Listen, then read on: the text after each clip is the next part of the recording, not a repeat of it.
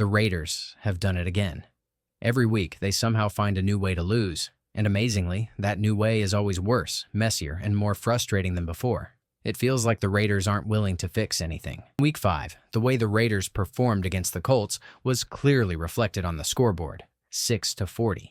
You'll rarely see a team lose that badly, but when I went back and reviewed the game film, I saw mistakes so bad that I literally held my head in disbelief. And honestly, when you find out what I saw, you'll feel the exact same way. What's up, Raiders fans? Welcome to the NFL Playbook Raiders. If you're new here, don't forget to hit that subscribe button. This channel is all about breaking down everything you need to know about the Raiders. So, what I'm going to do here today is break down the 3 biggest storylines going on right now around Raider Nation after this game. What you're going to learn is that you've got a head coach who doesn't know his team. You've got a quarterback who can't pull his head out of his ass. You've got an offensive coordinator, Chip Kelly, who wishes he was still in college football. You've got a defensive coordinator, Patrick Graham, who can't make proper adjustments. Let's get into the first topic. This last week, everyone said I was overreacting. In baseball, you get 3 strikes and you're out. Well, guess what? We've given Geno Smith 4 strikes and he's still out. The problem is he's still walking around saying a bunch of stuff that doesn't even mean anything. Is it time to bench Geno Smith? I hate saying it. It makes me sick to my stomach. But yes, it's time. I don't know what else to do with this season. He's playing like a quarterback that should be benched. We have seen this.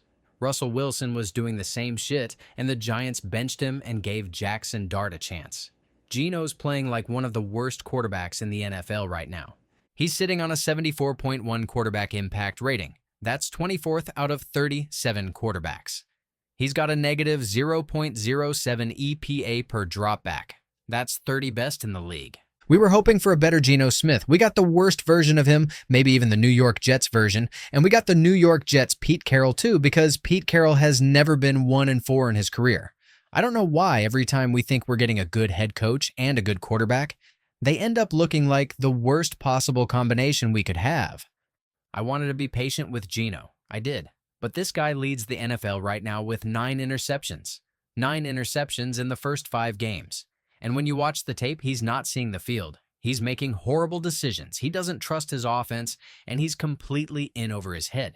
And I'll tell you this, Geno and Chip Kelly are a terrible duo. They have been from the start. This team is not showing me that Geno Smith can make adjustments. He's not mentally tough enough right now to make the proper changes.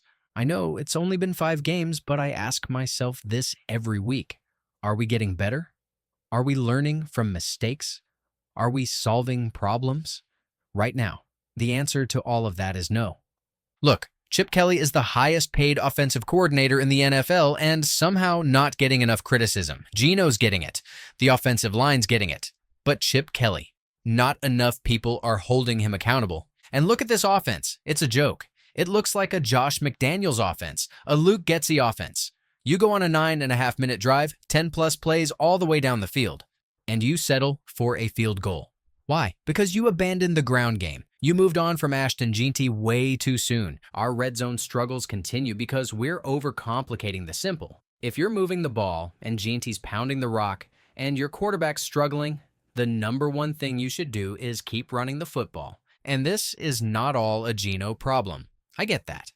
But Pete Carroll put his name on the line when he traded for Geno Smith and extended him before he ever played a snap.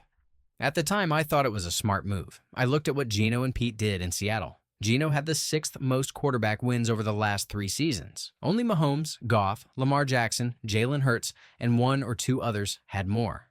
And now we have one of the worst starting quarterbacks in football. Why? Because it's a top-to-bottom circus in Las Vegas. Right now, Geno's on pace for 31 interceptions. 31? Nobody's thrown that many since Jameis Winston in 2019. It's historically bad quarterback play. When things are historically bad, you make a change. So, does that mean it's time to start Kenny Pickett? It's only week 6, and I already can't wait for this season to be over. But yeah, I think it's time. Aiden O'Connell's still on IR, and the Raiders went out and spent to get Kenny Pickett. And I know people are going to say trade for Sheeter Sanders. It's not happening. At this point, I think we just need a change. Luckily, we'll find out next week when the Raiders play the Tennessee Titans. Maybe the Jets will have something to say about that. They're 0-5 too. But that's where we are. Kenny Pickett might at least bring a little hope to the team, the coaches, the fans. I'm not saying it'll fix everything. I still think Geno's a better quarterback. But we need to shake something up. And I'll be honest, I've been hearing things. There are people inside the organization wondering if it's more important to this regime to take care of their guys than to win football games. Benching Geno for Pickett would prove that compete actually means something, because right now, it doesn't look like it. If you're on Pete Carroll's list, you don't have to compete. If you're not, good luck. Benching Geno sends a message that nobody's job is safe, and that this team stands for something. This regime has revived quarterbacks before. Baker Mayfield, Russell Wilson, even Tom Brady under this same style of front office leadership. They've done it. So maybe it's time to try it with Kenny Pickett, a first-round pick out of Pittsburgh with leadership qualities, good toughness, just waiting for a chance. He hasn't had success in the NFL yet, sure, but there's a reason this regime wanted him. There's a reason they traded for him. Can he be worse than Geno? Maybe, but there's only one way to find out. If this team really believes in competition, it's time to make it an open battle. Geno versus Pickett. Because right now, there's no way anyone can say Geno Smith gives us the best chance to win. Now let's go to the final story of the day. Is the Raiders' season over? I hate saying this, but yeah, it's over. It's still important for us fans to watch the games. I want to see which players give up and which ones don't. I want to see who's trending in the right direction heading into next offseason and who's going to be part of the next regime. But in terms of actually accomplishing anything this year, it's done. This team doesn't have an identity. And it's not just offense, it's special teams, defense, everything. We probably gave up a kick return touchdown yesterday, only saved by a holding call. We had a blocked punt. Daniel Carlson missed another field goal. A.J. Cole is banged up. We failed on all three phases of the game. After the game, Max Crosby was asked how he felt. He said, no comment. Well, here's my comment. You're the leader, Max. Step up, look every player in the eye and ask, what kind of team are we?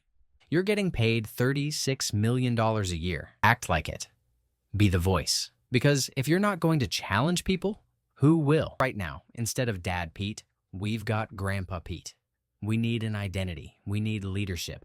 And it's clear the coaches don't know their players. Defensively, why are we playing soft zone against the Colts? Our linebackers can't cover. We're still using Isaiah Polamau as a free safety. Geno's chewing out Jordan Meredith for missed assignments, and we're still refusing to put Jackson Powers Johnson at center. Everywhere you look, guys are being used wrong. The coaches don't know what they're doing. And all you hear from Pete Carroll is, we're learning, we're learning.